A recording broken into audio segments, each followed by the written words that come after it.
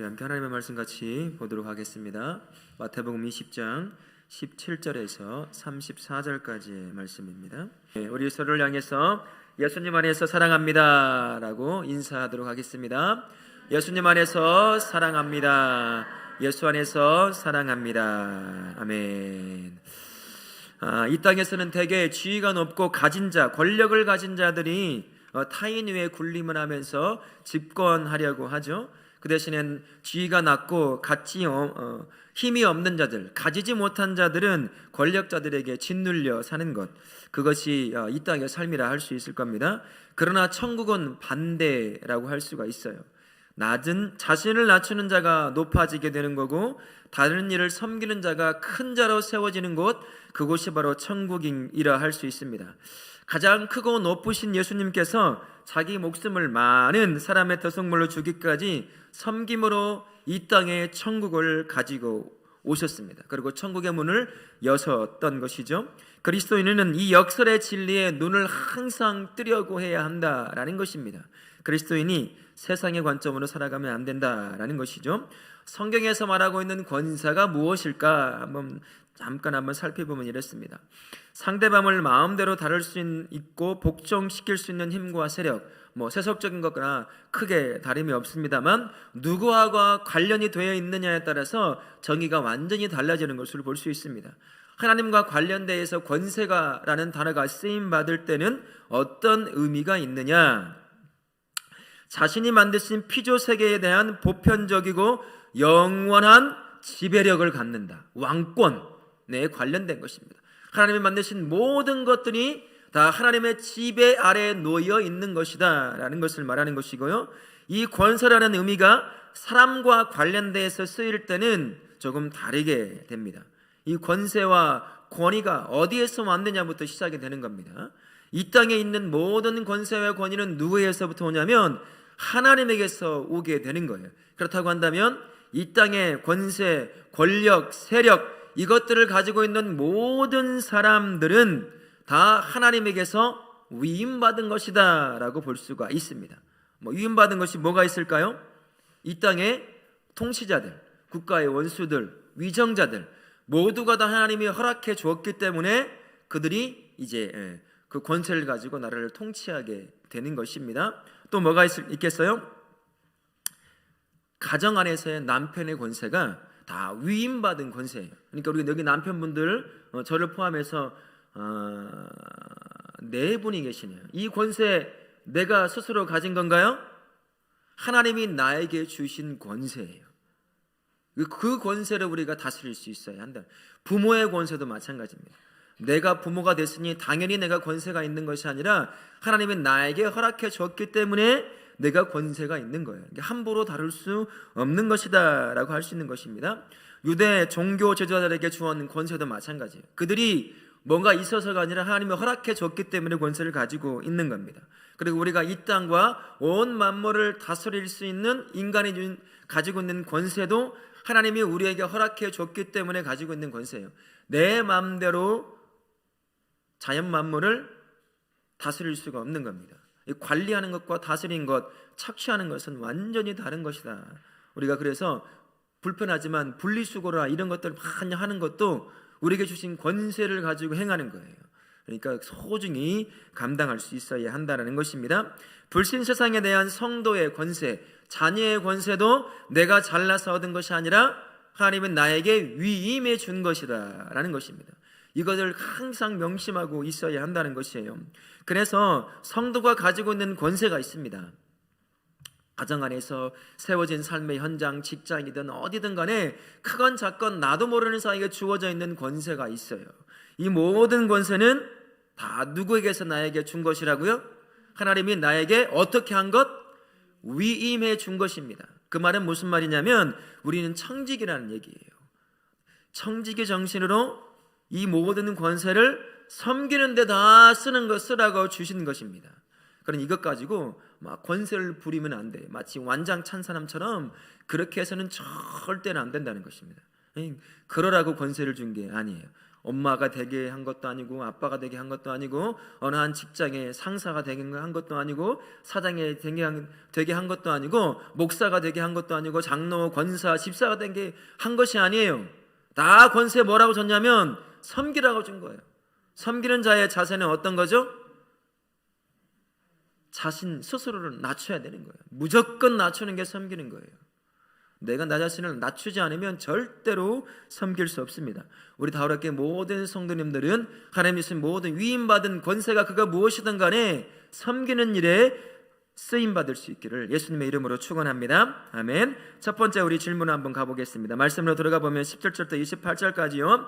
주님은 섬김과 희생의 걸음을 떼시지만 제자들은 서로 높은 자리만 탐할 뿐입니다. 첫 번째 질문 18절부터 19절. 예수님은 예루살렘에서 어떤 일을 겪을 거라고 말씀을 하셨죠? 넘겨주어서 이방인들에게 조롱과 채찍질을 당하고 십자가에 못 박히게 될 것이고 또 3일 만에 살아날 것에 대한 이야기를 다 말씀을 하십니다.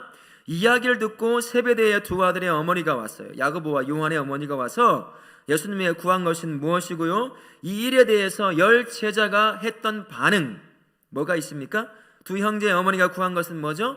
주의 나라에서 한 아들은 오른편에 한 아들은 왼편에 앉혀달라고 했어요. 그랬더니 10 제자의 반응이 어땠죠? 분노했어요. 여기서부터 보세요. 이 마지막 때까지 이들이 가지고 있던 이 관점을 정확하게 볼 수 있는 게 바로 이것입니다. 세 번째 질문 26절부터 28절까지의 질문을 보시면 서로 높은 자리를 차지하려고 경쟁하는 자들에게 주님은 무엇을 말씀하시죠? 크고자 하면 섬기는 자가 되고 으뜸이 되고자 하는 자는 종이 되어야 하리라 라고 말씀을 하셨습니다. 하나님의 나라는 거꾸로의 나라예요. 거꾸로 된 나라입니다. 세상의 관점으로 하나님의 나라를 바라보면 이해할 수도 없고 그 나라를 받아들일 수도 없습니다. 거꾸로 된 나라를 하나님의 나라를 받을 수 있는 이해할 수 있는 유일한 관문이 하나가 있는데 그게 무엇이냐면 섬김이라고 하는 관문이에요. 이 관문을 딱 통과하면 그때부터 하나님 나라가 보이기 시작하고 그 하나님 나라를 소유할 수 있게 되는 것입니다. 예수님이 그것을 정확하게 보여주셨어요. 전능하신 하나님이 가장 낮은 자의 인간의 몸을 입고 이 땅에 오셨습니다. 스스로 겸손함으로 섬기기 위해서 이 땅에 오신 거예요. 그래서 인간의 몸을 입고 오셔서 우리와 똑같이 인간의 고통을 다 당하시고 십자가에서 끝내 죽으신 그 모습을 통해서 하늘나라를 스스로 낮아진 자가 가지고 온 그 하늘나라를 어떻게 소유하고 어떻게 누리는지를 예수님께서 직접 보여주셨다라는 것입니다. 하나님의 나라를 보고 소유하고 누리고 싶으신가요? 그렇다고 한다면 섬김의 자리로 나아가야 돼요. 마지못해 매맞을까봐 섬기는 척해서 섬김이 나아가는 것이 아니라 스스로 낮아져 섬기는 자, 그런 자가 되어야 한다라는 것입니다. 그래야 천국을 보고 하늘나라를 보고 그 나라를 소유하며 그 나라를 누릴 수 있습니다. 세상과는 거꾸로 된 나라가 하나님의 나라라는 사실을 기억하실 수 있기를 바라요. 제자들은 예수님과 함께 하면서도 이것을 여전히 이해하지 못하고 받아들이지 못하고 있었습니다. 정복자, 정치적 메시아의 관점을 계속 고수한 거예요. 그래서 분이 여긴 겁니다. 아니 내가 차지할 오른쪽 자리를 저 야고보가, 저 요한이, 저 우리말로 싸가지 없는, 내가 저보다 나이가 훨씬 많은데 내가 수제자 베드로인데 지가 차지한다고? 그래서 분이 난 거예요. 또 지금 십자가를 지려고 바로 앞에 와 있는 예수님을 바라보고 여전히 똑같은 관점으로, 세속적 관점으로 하늘나라를 보고 있는 거죠. 그래서 분한 거예요. 정말 하나님 나라, 예수님의 관점으로 하늘나라를 봤다면 분하지 않았을 거예요. 네가 가져라 라고 줬을 겁니다. 근데 그렇지 못했다는 것이죠. 하늘나라에서 크고자 하십니까? 그렇다고 한다면 하늘나라는 거꾸로 된 나라라는 사실을 기억하시고요. 높아지려고 하지 말고 군림하려고 하지 말고 지배하려고 하지 말고 스스로 낮아져서 섬기는 자가 되시기를 바랍니다.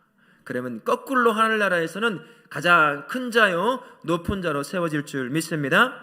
17절부터 28절까지의 말씀에 대한 은혜를 한번 나눠보면요, 예수님을 따르는 제자가 맺을 삶의 열매는 성공이 아니라 섬김입니다. 성도는 이 성공과 섬김의 갈림길에서 세상의 성공이 아니라 섬김을 선택할 때 하나님의 나라를 경험함을 기억해야 합니다 라고 말씀합니다.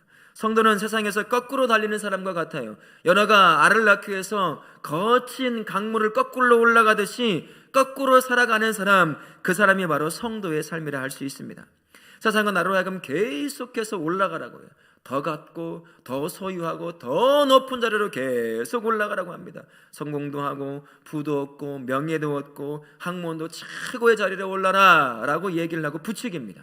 근데 우리가 오해하지 말아야 될 것은요, 우리가 이 땅에 발을 딛고 살아갑니다. 몸을 입고 살아가요. 그래서 하나님이 주신 세워진 그 삶의 현장에서 최선을 다해 하나님의 영광을 위해 살다 보면 하나님께서 세우시는 위치가 있어요. 또 주시는 것들이 있단 말이에요.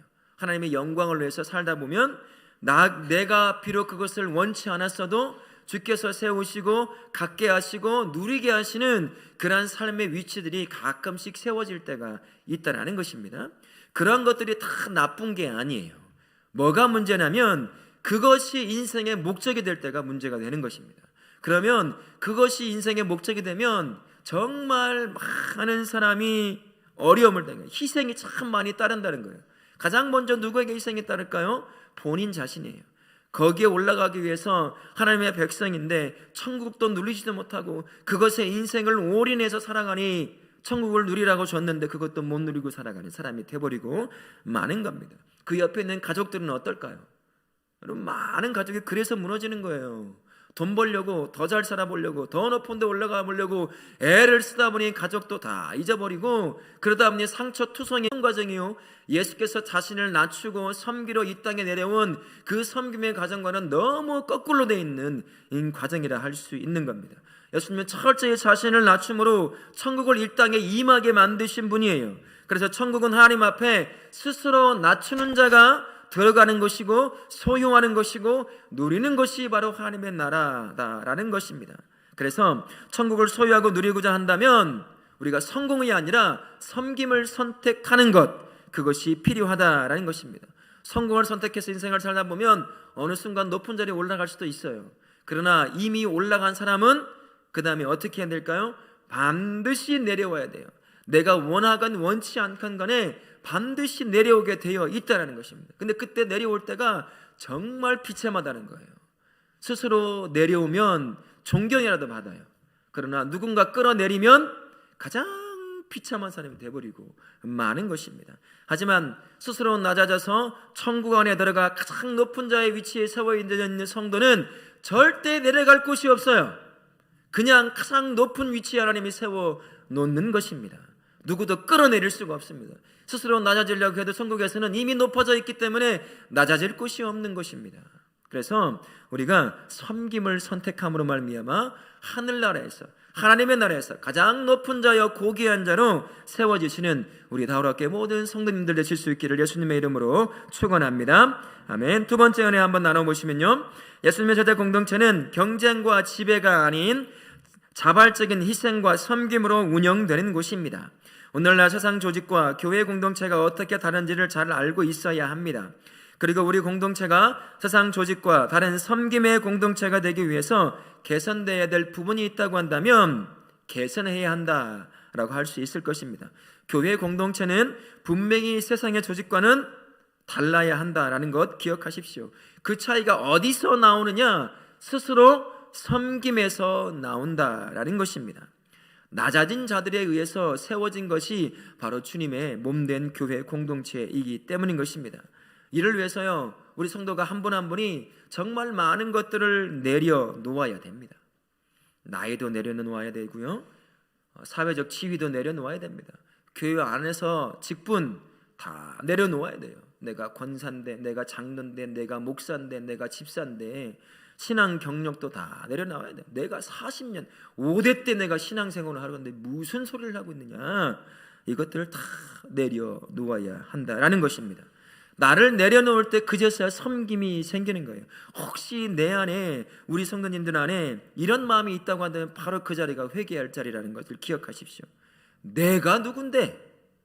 이 마음이 갑자기 들 때가 있으면 그게 내가 지금 회개할 자리라는 것을 기억하십시오. 그 사람 낮아진 사람 아니에요. 교만에 하늘을 찌르는 사람입니다. 자기도 모르지만 그 마음 갖고 살아가고 그 마음 갖고 사람들을 바라보고 있는 것입니다. 또 이런 마음, 너 같은 것이 나에게 되도록 네가 뭔데? 그런 마음이 있다 하면 그 자리가 바로 회개할 자리라는 것 기억하시고, 섬김의 공동체는 스스로 낮아진 자를 통해서 세워지는 것이다 라는 것을 꼭 기억하실 수 있기를 원합니다. 그래서 섬김의 공동체는 내게 주어진 것들이 있어요. 하나님이 주신 것들을, 그 모든 것들을 다른 사람을 낮아져서 섬기기 위한 은혜의 도구로 여기는 것입니다. 나에게 주신 것들을 내가 다른 사람 앞에 드러내고 자랑하고 군림하고 지배하려고 하는 것이 아니라, 나에게 주신 그것이 무엇이든 간에 주신 것이 있다고 한다면 누군가를 섬기기 위해 언제든 내놓을 수 있는 은혜의 도구라는 것을 인정하는 사람, 그런 사람들을 통해서 교회 공동체가 섬김의 공동체로 세워지는 거예요. 그런 공동체로 우리 교회가 세워질 수 있어야 할 것입니다. 그러려고 한다면 첫 번째가 청지기 정신이 항상 회복이 돼야 돼요. 청지기가 뭐죠?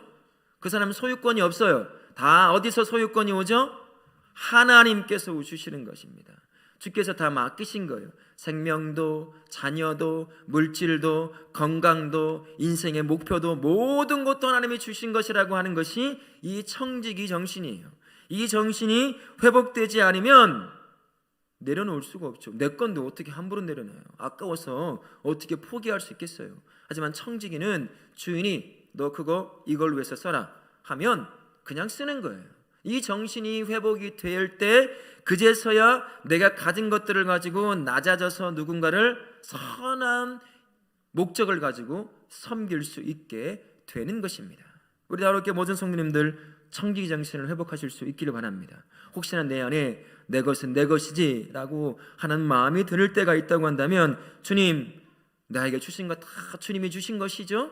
그 마음을 내가 회복할 수 있게 도와주십시오 라고 기도하실 수 있기를 바랍니다. 또한 나를 세우고 자랑함이 아니라 교회와 지체를 세우기 위해서 언제든 내가 나에게 주어진 것을 사용할 수 있다 라고 하는 그 마음의 자세를 항상 가지고 있어야 한다라는 것입니다. 직분이며 나이며 부며 신앙, 이력 등 그 모든 것 다 내려놓으세요. 내가 여러분 다 이전에 금송아지 한 마리씩 안 가져보신 없죠? 다 한 번씩 다 가져보셨어요. 금송아지 10개씩은 아마 집에 한 번씩 있었을 거예요. 지금이 없어서 문제죠. 그전에는 다 가지고 있었어요. 내가 이렇게 섬기고 이렇게 화려한 신앙의 이력들을 다 가지고 있어. 하나님 그거 보시지 않아요. 하나님 지금의 모습을 보십니다. 지금 너가 어떠냐? 지금 너가 겸손하냐? 낮아져서 네 모든 것들을 다 포기하면서 나의 몸된 지체를 교회를 위해서 섬기고 있느냐? 그것을 보신다라는 것입니다. 이전에 있던 모든 것들을 다 내려놓을 수 있는 그러한 것이 있어야 돼. 그리고 조용히 누구도 안 알아줘도 그냥 그 자리에서 섬기는 거예요. 그러면 하늘에서는 누구도 따라올 수 없는 가장 높은 자요, 가장 존귀한 자로 세워져 있는 거죠. 무엇보다 하나님이 그것을 가장 기뻐하신다는 것입니다.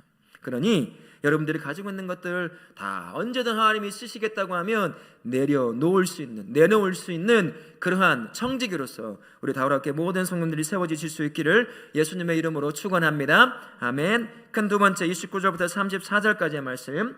예수님은 두 시각장애인의 시력을 회복시키십니다. 30절과 31절에 대한 질문을 보시면, 두 시각장애인이 소리 높여 예수님에게 요청한 것이 무엇입니까? 뭐라고 하죠? 뭐라고 했어요? 두 시각장애인이요? 이렇게 해서 예수님이 쳐다보고 고쳐주시겠어요? 어떻게 했겠어요? 어떻게? 저야! 불쌍히 여기! 목소리 진짜 진해. 제 목소리. 불쌍히 여기달라고 소리칠 거예요. 왜 그랬을까요? 어쩌면 이 사람들의 인생에 단 한 번밖에 없는 기회일 수 있다는 거예요. 들려왔던 소문이 있잖아요. 예수님은 죽은 자도 살려냈다더라. 근데 내 앞에 예수님이 지나간다는 소리가 들렸어요. 그럼 여러분 어떻게 하겠어요? 내가 눈에 안 보이는데. 그냥 미친 듯이 난리쳤을 거예요. 예수님 하면서 막 손을 흔들면서 어디에서 지나가는지도 모르면서 소리치면서 불쌍히 여기소서, 불쌍히 저기서 소리쳤을 거예요. 그러자 이 사람들을 두고 31절에 그들이 소리 지르며 예수님을 불렀을 때 무리는 그들을 어떻게 대했죠?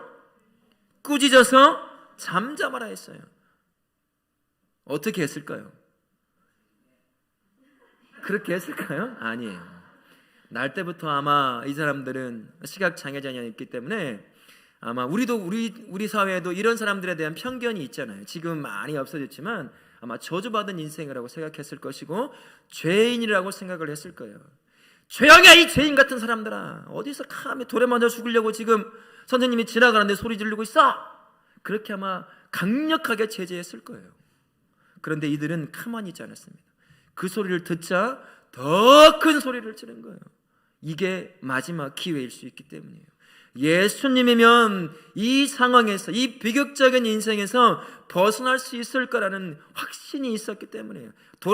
돌에 맞아 죽을 각오를 하면서 예수님께 어디 방향인지도 모르고 그냥 막 소리를 지르는 거예요. 불쌍히 여기소서, 불쌍히 여기소서.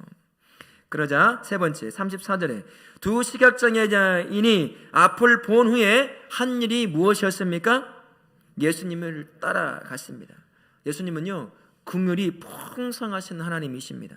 그래서 인간의 몸을 입고 이 땅에 오신 이유도요, 사랑의 마음에서 우리를 향한 그 긍휼함이 너무나 커서 자신이 직접 인간의 몸을 입고 이 땅에 오셔서 우리를 대신해 죽지 않으면 우리가 영원한 죄 가운데 살다가 고통 가운데 살다가 영원한 죽음으로 갈 수밖에 없는 것을 너무나 불쌍히 여기셔서 직접 인간의 몸을 입고 이 땅에 오신 거예요. 그래서 똑같이 인간의 고통을 겪으면서 살다가 내가 짊어져야 할 그 십자가를 짊어지시고 나를 구원하신 거예요. 그 긍휼이 풍성하신 예수님, 그 예수님 때문이었어요. 그래서 예수님 앞에 우리를 불쌍히 여기소서, 평생 사람들에게 홀대받고 제대로 걷지도 어디로 가야 될지도 모르고 누가 와서 이렇게 끌어다 놓아야 겨우 구걸해서 그거 갖고 먹고 살고 있는 가장 인생에 비참한 존재에 살던 두 시각장애자인 그들이 온 힘을 다해서 인생 다해서 불쌍히 여겨달라는 그 소리를 들으시자 예수님은 그냥 지나칠 수가 없었던 겁니다. 긍휼이 풍성하신 그분이 뭘 해주길 원하냐, 눈물이 글썽글썽하면서 이들을 향해서 그렇게 말씀하시지 않았을까 생각이 들어요. 뭘 해주면 좋겠니? 뻔히 아시면서도 그들의 입을 통해서 고백하기를 원하시는 거죠. 우리가 예수님이 진짜 구세주라고 한다면, 내 인생을 구원하고 내 삶의 문제를 해결하며 내 인생을 변화시킬 유일한 분이라고 확신이 있다고 한다면 여러분 어떻게 해야 되겠어요? 목숨 내걸고 붙잡아야 돼요. 여러분 그러고 계신가요? 목숨 내걸고 예수님의 옷자락 그 바지가랑이 잡고 있나요? 여전히 돈의 문제, 성공의 문제, 잘 사는 문제, 거기에 끌려다니고 계시진 않습니까? 그것 가지면 문제 해결될 것 같은 것, 말로는 예수님 하지만 이 시각자자 두 명처럼 인생을 걸고 돌에 맞아 죽을 각오를 하고 이분만이 나를 해결할 수 있다라는 확신과 가운데 온 힘을 다해서 소리 질렀던 이 두 시각자자인처럼 예수님을 부르고 그분의 옷자락을 붙잡고 있느냐 말입니다. 그분의 바지가 내려갈 정도로, 나 주님 이 손 못 놓습니다. 나 예수님 이 손 놓으면 나 죽는 줄 알아요. 나 예수님 못 놔요. 수많은 사람이 너 돌에 맞아 죽을래? 라고 해도 두 시각장애는 절대 그만두지 않았던 것처럼 정말 예수님이 나의 구수해 주시고 내 인생을 변화시킬 유일한 분이라고 생각을 한다면 생명을 걸고 예수님 옷자락 붙잡아야죠. 한 번은 잡았다, 한 번은 놓았다, 한 번은 돈 잡았다가, 한 번은 잡았다가, 한 번은 자식 잡았다가, 한 번은 잡았다가, 그러다가 놓쳐버려요. 가장 불쌍한 자가 되는 겁니다. 영원한 생명을 주시는 예수님을 바로 앞에 두고도 그분을 못 잡았던 유대의 수많은 백성들처럼 가장 불쌍한 자가 돼버리는 것이에요. 그냥 두 손 다 버리고 예수님 붙잡으면 돼요. 그냥 예수님은 나 모른다고 해도 그냥 그 옷자락 붙잡고 가면 돼요. 사실 우리의 관점에서 우리가 예수님을 붙잡는 것처럼 보이지만 예수님이 우리를 품고 계시는 거죠. 그분의 긍휼히 하심으로 사랑으로 딱 품으니까 내가 붙잡고 있는 거예요. 내가 놓아도 놓치지 않는 이유가 바로 예수님께서 나를 품고 있기 때문인 것입니다. 우리 성도님들, 정말 예수님이 나의 구세주고 나를, 내 인생을 해결할 유일한 분이라고 생각한다면 그분 붙잡고 놓지 마시길 바랍니다. 생명을 걸고 붙잡으실 수 있기를 축원합니다. 아멘. 세 번째 나눔 29절부터 34절까지의 나눔을 한번 보시면요, 예수님에게서 긍휼을 본 시각장애자인들은 실상을 보는 이들이었습니다. 그들을 꾸짖으며 예수님의 긍휼을 가로막으려 한 이들은 영적인 시각장애자인들이었습니다. 우리 삶에 혹은 우리 주변에 예수님의 긍휼을 막아놓는 부분이 무엇인지 이야기해보고 주께서 긍휼을 베풀어 주시기를 우리 기도합시다 되어 있습니다. 예수님은 자신에게 다가오는 모든 자들, 그 사람이 어떠한 자든 주님이 필요해서 나오는 자들을 향해서는 단 한 번도 너 모른다고 말씀하지 않으셨습니다. 특별한 목적을 위해서, 이 여인의 믿음을 시험하기 위해서 의도적으로 그렇게 한 적은 빼놓고 자신 앞에 나오는 자들은 무조건 하나님이 두 팔을 벌려 끌어안으신 분이 바로 예수님이십니다. 예수님의 눈에는 그 모든 자들은 너무나 불쌍한 거예요.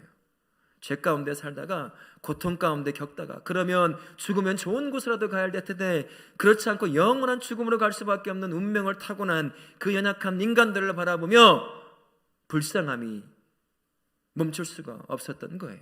그래서 오는 대로 다 끊어안아 주시는 것이죠. 그리고 그 안에 있는 자신의 형상으로 만들어진 존귀한 존재라는 것을 알고 계시기에 자신의 앞에 나오는 모든 자들을 끌어안으시는 분, 그분이 바로 우리 예수님이십니다. 교회가요, 바로 이러한 예수님의 긍휼의 눈과 마음을 가지고 다른 사람을 보고 품을 수 있어야 한다라는 것입니다. 그게 어떤 사람이든 간에 말이죠. 나와 달라서 참 품기 힘들 때가 있어요. 하지만 그거는 나와 다른 거예요. 그러니 참고 인내하며 품을 수 있고 볼 수 있게 해달라고 기도하는 수밖에 없습니다. 그러면서 어느 순간 이제 품을 수 있는 때가 오게 되는 거죠. 그러나 가끔 예수님을 믿고 예수님의 긍휼함을 받고 살아가는 성도가 이 예수님의 긍휼의 마음을 잊어버리고 살 때가 있어요.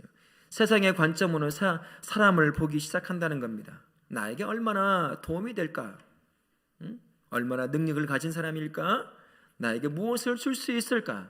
그런 관점으로 사람을 보고 대하고, 나에게 도움이 될 만하면 더 친절하게 대하고, 나와 별 상관없이 아무것도 아닌 것 같은 사람이면 그냥 대충 대하고, 이런다고 한다면 예수님의 긍휼의 마음을 품고 있지 못한 것이죠.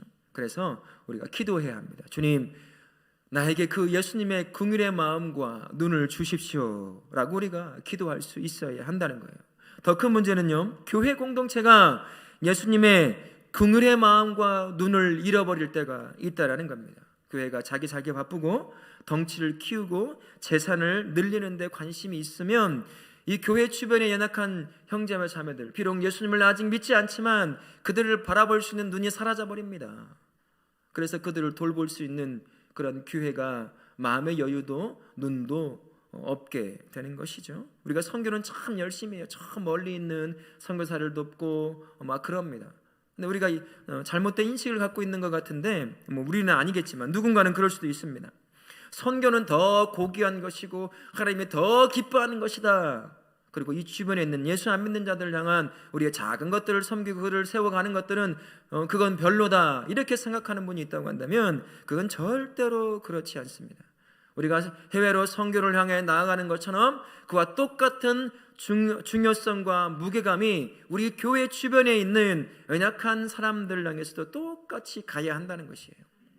우리 안에 그런 우리 공동체가 이제 이 주변에 있는 사람들도 바라볼 수 있어야 한다는 것입니다. 선교를 하는 것처럼 우리 주변에도 그들에게는 교회가 마지막 보루일 수도 있습니다. 누군가는 이제 생을 마감하려고 하는 그 어느 사람이 교회라고 하는 건 마지막으로 한번 들려보는 그런 곳에, 이곳에 왔던 자가 교회 안에 자신을 내려놓고 낮은 자가 되어 섬기는 그 성도를 통해서 다시 살아날 수 있어야 한다는 거죠. 그게 우리가 해야 될 일이 아니겠습니까? 우리 주변에도 그런 수많은 사람들이 있어요. 독거노인부터 부모의 어려움 때문에 그런 어려움을 당하는 청소년부터 해서 많은 사람이 있다는 것이에요. 그들을 돌볼 수 있는 눈이 우리에게 준비가 되어 있어야 한다는 것입니다.